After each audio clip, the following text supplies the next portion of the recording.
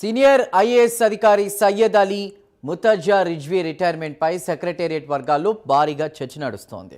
మరో 10 సంవత్సరాల సర్వీస్ ఉన్నప్పటికీ వాలంటరీ రిటైర్మెంట్ తీసుకోవడంపై పలు అనుమానాలు వ్యక్తం అవుతున్నాయి. ఐఏఎస్ ముతజా రిజ్వీపై సిఎస్ రామకృష్ణారావుకు మంత్రి జూపల్లి కృష్ణారావు ఫిర్యాదు చేశారు. ఎక్సైజ్ శాఖ ప్రిన్సిపల్ సెక్రటరీగా రిజ్వీ పనిచేసినప్పుడు విధుల్లో నిర్లక్ష్యంగా వ్యవహరించారని ఫిర్యాదులో తెలిపారు. అంతేకాకుండా రిజ్వీ వాలంటరీ రిటైర్మెంట్ దరఖాస్తును రిజెక్ట్ చేయాలని మంత్రి జూపల్లి కోరారు.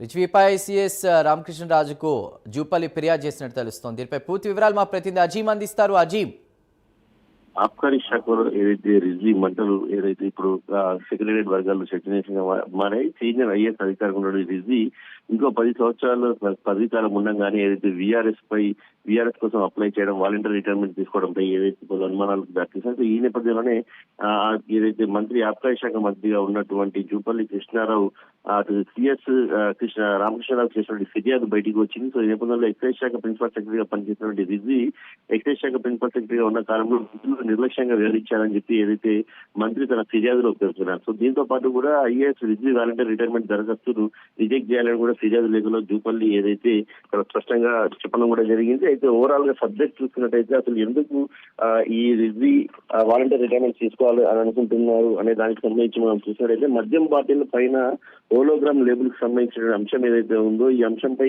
ఇద్దరి మధ్యలో కాస్త ఏదైతే విభేదాలకు దారితీసినట్టు తెలుస్తుంది. 11 ఏళ్లుగా ఒకే కంపెనీ సరఫరా చేస్తున్నటువంటి కాంట్రాక్ట్ లేబుల్ సంబంధించిన కాంట్రాక్ట్ ఇస్తున్నారు. సో కొత్త కంపెనీకి సాంకేతికంగా మరింత భద్రమైన లేబుల్స్ ఇచ్చే విధంగా కూడా టెండర్లకు పిలవాలని చెప్పి కూడా ఏదైతే మంత్రి ఆదేశించారు. ముఖ్య కార్యదర్శిగా రిజ్వీ పాత వారికి అవకాశం కల్పించారు. సో దీంతో ఏదైతే ఇద్దరి మధ్య కొంత డిస్టర్బెన్స్ క్రియేట్ అయింది, గ్యాప్ వచ్చిందనే దానిపైన అయితే వార్తలు వినిపించారు. సో 10 ఏళ్ల సర్వీస్ ఉండగానే వీఆర్ఎస్ నిర్ణయం తీసుకోవడం, అలాగే జూపల్లి కృష్ణారావు లేక బయటికి రావడం దీంతో పలు అనుమానాలకు దారితీస్తుంది. ఏదైతే ఆబ్కారీ శాఖలో అసలు ఏం జరుగుతుందనే దానిపైన ఒక చర్చ అయితే ఇటు ప్రభుత్వ వర్గాల్లో సెక్రటరీ వర్గాల్లో కూడా జరుగుతుంది. సో దానికి ప్రభుత్వం ఏదైతే దీనికి సంబంధించి నెల 31 నుంచి ఆయన వీఆర్ఎస్ అమల్లోకి వస్తుందని సిఎస్కే రామకృష్ణ ఉత్తర్వులు కూడా జారీ చేశారు. అయితే 10 ఏళ్ళు ఉండగానే ఇప్పుడే మీరు అతనికి వీఆర్ఎస్ కూడా అనుమతి ఇవ్వకూడదు అని చెప్పి కూడా ఏదైతే మంత్రి జూపల్లి అయితే స్పష్టంగా పేర్కొన్నారు. దీంతో పాటు పలు అనేక అనుమానాలు అంటే వీరితో పాటు కూడా ఏదైతే అంటే మంత్రి ఇచ్చినటువంటి ఆదేశాలను ముఖ్య కార్యదర్శి రిజ్వీ కావచ్చు, కమిషనర్ గా ఉన్నటువంటి హరికిరణ్ ఇద్దరు కూడా ఏదైతే పట్టించుకోలేదని చెప్పి కూడా ఏదైతే మంత్రి జూపల్లి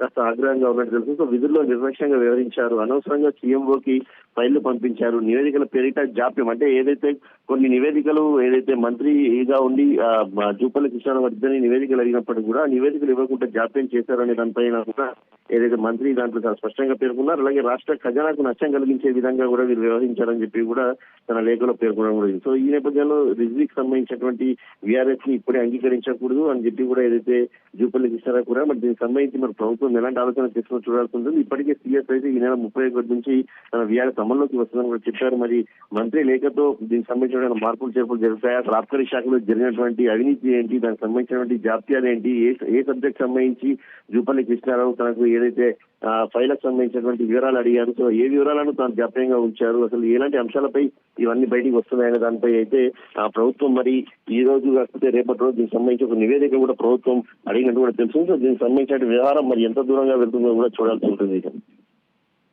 థ్యాంక్ యూ.